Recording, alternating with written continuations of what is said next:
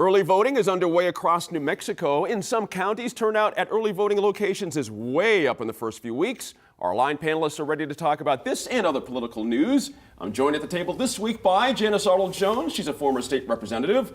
Thomas Garrity with the Garrity Group PR is here. Eric Griego, former state senator here for New Mexico. And Sophie Martin, she's an attorney and editor of DukeCityFix.com. Sophie, let's start with you.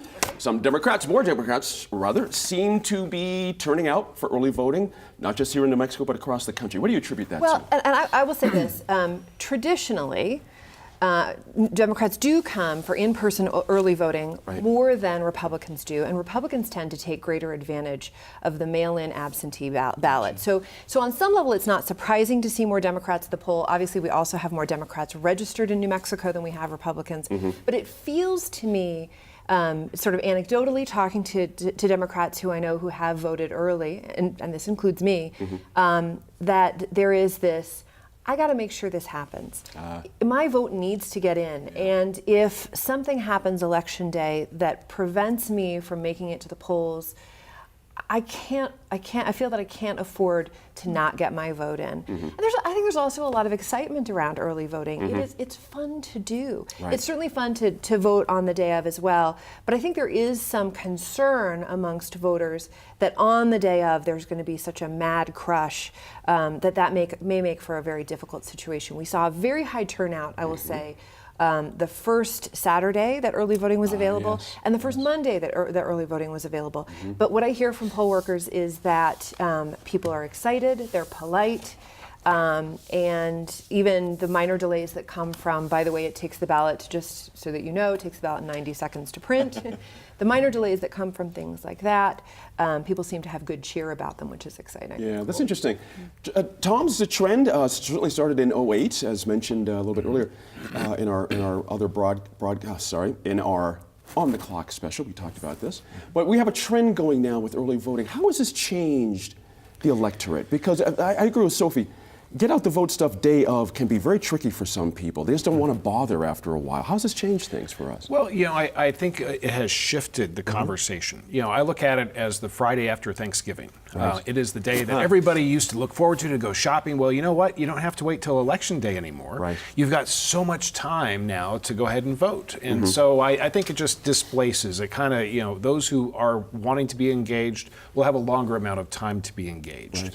But let me ask you this: the Trump folks are working under the same ideas as Sophie said. This is an important vote. I got to get out there. Do you know what I mean? There's a lot of motivation on both sides together. Why are the numbers so widely different? Because this is a very odd election. I mean, this is probably one of the most unique election cycles that we've seen. And so, with the anticipation of about 40% of the electorate to come out and vote, you're going to have a lot of folks who will have that panic, like, oh my gosh, I don't want to, get stuck in a line. Not that that's ever happened in New Mexico. Experience is a great teacher. Right. And so I think a lot of folks are just saying, let me get out there now, just so I can place my vote, and then on Election Day, I can get on with life as I know it. If I can add just quickly, I would love to see in New Mexico and other states, employers extend to their employees the same, we have the right on Election Day to take up to 2 hours to go and vote. I'd like to see employers say, early voting starts now. Let's give you that 2-hour opportunity early as well, so that it isn't a situation that if you're in a job where you can't get away until Election Day, that you could do it sooner. That's a nice idea. I think that employers are who needs to make that happen. Yeah, but I think interesting. Eric, on another situation we've got going locally here that's interesting and impactful of what we're talking about, the New Mexico Supreme Court is right now hearing a case about open primaries and not having much luck so far. The judge recently said, honestly, this is up to the parties. It's a closed system. You should have the right to choose your own candidate inside the party. Where do you think this is now? Is this headed towards open primaries for us here, or is this it, a line in the sand now? I mean, I think, especially given this election, that you have several sort of third parties. I think, I voted early, and I was excited the fact that there were multiple candidates for president. Some of them obviously are not realistic or real candidates in terms of like their support, but I think anything we can do to incorporate and involve more people and more perspectives is good. And I do think it's unfortunate that either party is trying to sort of constrain the process or to say this is You know, of course, there'll probably be political gamesmanship. It's sort of how politics work, and it'll probably be on both sides. But at the end of the day, anything we can do to show folks, despite our two-party system, that there's room for everybody. You can participate early, and that you don't have to be one of these two monolithic, party members in order to participate. I think is great. So I hope that. I'm kind of disappointed that both parties have sort of taken such a hard line on it. I wish folks were more open to trying some new things. So. The Republican Party, picking up on that, Janice, the Republican Party was very firm on this, that, look, this is a closed system, so to speak. Are they right? Sure. I do believe they are right, as long as we are going to have primaries. With a big however, the electorate is now a quarter DTS, or decline to state. And what we have is an issue of ballot access. Okay. And so I kind of laughed because the attorney for the Republicans said, we shouldn't let people choose who's going to carry the banner for the party. And I'm still so mad at Megyn Kelly, because the first question she should have asked was, have you ever read your party platform?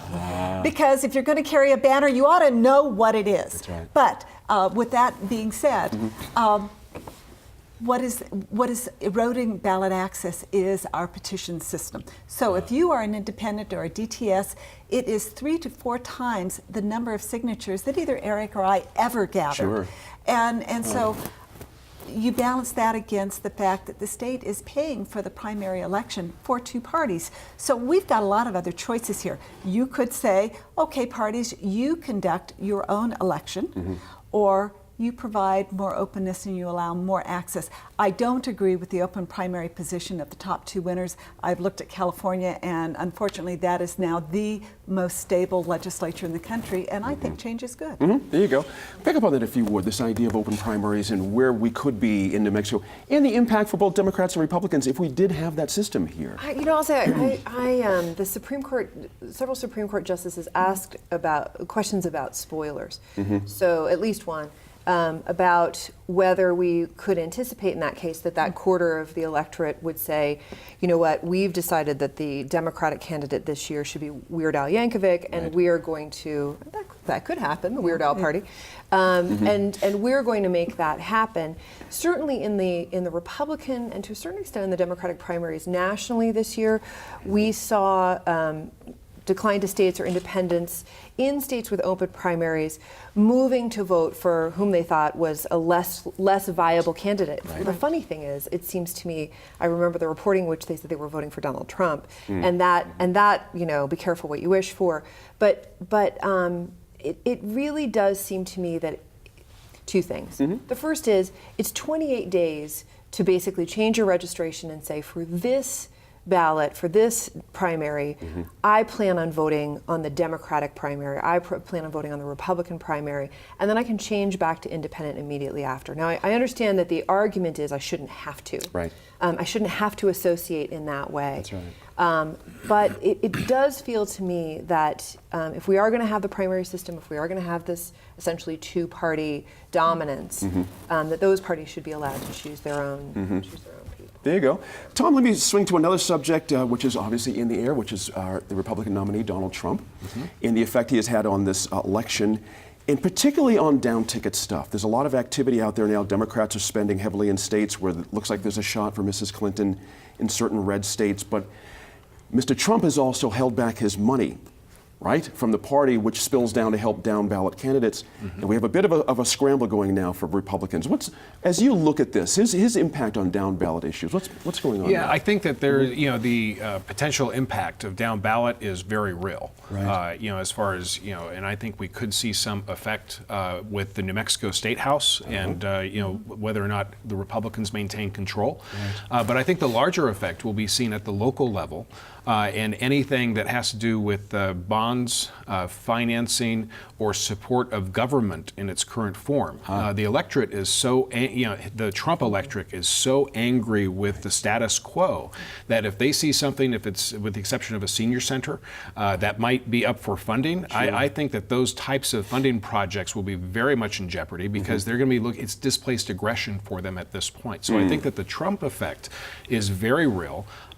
Just as much as, regardless of who wins, whether it's Trump or Clinton, the trust effect also is something that needs to be gained. But yeah, for people who think that, people are just going to be voting for the presidential, ticket and leaving it at that, it's very misinformed. Janice, pick up on that if you would. Do you see the same thing happening? Well, I see two things happening. I think Tom is right.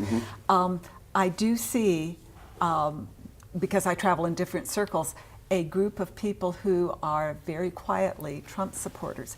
You don't hear them talk about it. They are going to the polls, and almost without information, voting down ballot. Sure. And I think they would like to have the ability to vote just straight party. We have eliminated that, which I think is good, because I think you really ought to look at the candidates. That's right. You really have to. Yep. And so I do see that happening. Yeah. And do I think, there's a real cross-section. So for the older voters, because of Trump, they are going to the polls. Right. For the younger voters, jury's out. Yeah, we'll see on Election Day. Staying with you a quick second. On the money angle for down ballot candidates, do you see a problem there for Republican down ballot candidates because of the Trump effect? Is the money being not generated as well as it could be? What's happening there? What money are you talking about? For the last, at least as long as I served, I never saw any of that money come down Gotcha. because it's controlled at a different level. So mostly the local races, they never see that unless for whatever reason you are handpicked and you are going to say yes to whatever it is who has the money. Right. So very rarely do we see the money. Interesting. I'll give you all a cut at this. I'll start with Eric. Tom mentioned our House side. Is it a real possibility, because of what Donald Trump's doing out there, that this could flip to Democrat in New Mexico because of this alone, or it has to be something else along with this? Well, I do think there's going to be some real explaining to do, especially from Republican candidates who have not distanced themselves enough, who have not, openly, several of these candidates who are in these really swing districts that the Democrats are hoping to pick up, have not come out equivocally and said, look, I don't support our nominee, for fear that they're going to alienate some of their base. However, given the electorate in a lot of these swing districts, there's a lot of DTSs, there's a lot of, kind of soft Democrats who often cross the aisle. I think how they play this out, and you've already seen some of the ads and some of the mail we've all received, is sort of tying these folks directly to Trump. It's really tough for you to be a Republican these days, given who the nominee is. I mean, I would hate to be running as a Republican and say, well, he's our nominee, but I don't support him, but don't hold it against me. But the other side, you would think that there is another side. The only people who say this happen to be the Democrats. There are many Republicans who could not vote for Hillary Clinton, not for anything, but you don't see the literature saying that. You don't say, Mr. Candidate, why haven't you distanced yourself from HRC? How come? You don't see that.